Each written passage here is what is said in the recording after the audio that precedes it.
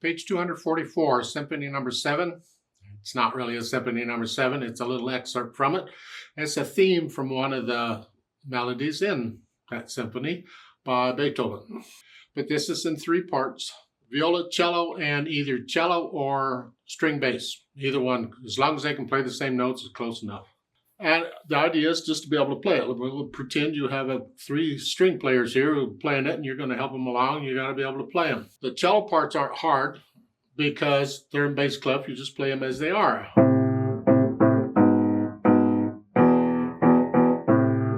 It's the viola part.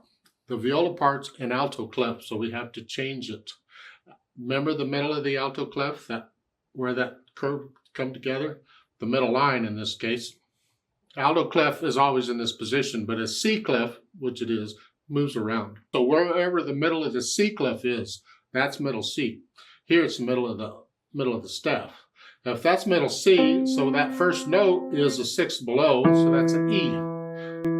You're not transposing key signature or anything. We're just transposing the notes. We're still in the key of whatever this key is, an A minor, I think. But that's it, we're here. I'll say note until you get to measure 5, and then you're here, here, here, and then here. The double notes can be a problem on measure 5. It's here, the top note is here. You take it up, it's a sharp, so take it up. Instead of an F, we're going to do an F sharp because the key in A minor has an F in it. It's here. And then the bottom note here. Going on up to the reverse repeat sign. This is here. It's a 4th below middle C.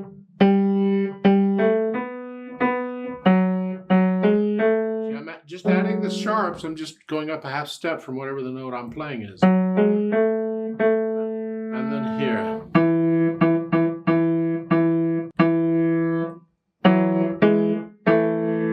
Here, for the viola part.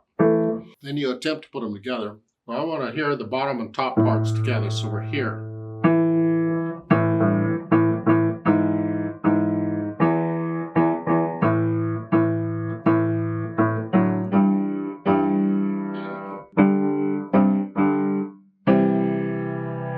So I do those two, and then I'll do the maybe cello one and viola together. So you do the 2 cello parts together. Get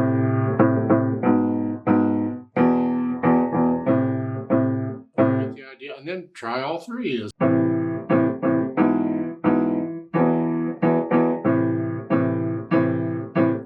Which hand plays the middle part, again, is a convenient thing. It's just whichever you want. But if you're going to be breaking it up, one hand plays it here and another hand plays it here, I recommend taking a pencil and indicating in the music, draw the little curved lines indicating which hand's going to play what for that middle part. And this goes really slow. It says allegretto. I disagree. I think this is a fairly slow piece. But I could be wrong. It's up to Beethoven. I guess he knew what he was doing. But I would...